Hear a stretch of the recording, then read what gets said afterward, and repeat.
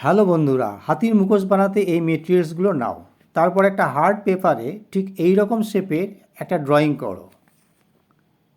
এখন সুর আর কান ড্রয়িং করে একে একে এভাবে কেটে রেডি করে নাও।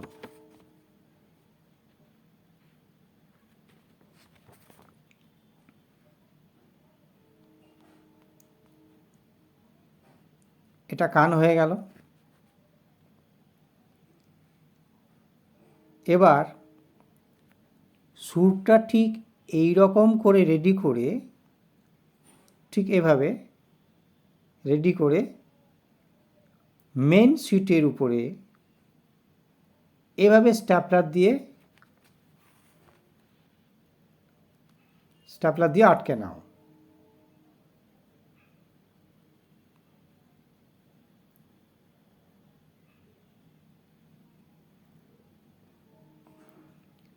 এবার মাথার শেপটা কেটে নাও। তারপর ফেভিকল দিয়ে দুপাশে দুটো কান আটকে নাও।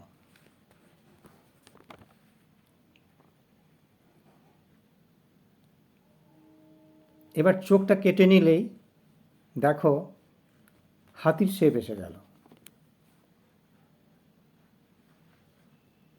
বন্ধুরা, এখন ধীরে ধীরে সুন্দর করে এটাকে রং করে কমপ্লিট করো। আর ভিডিওটা ভালো লাগলে প্লিজ সাবস্ক্রাইব করে দিও।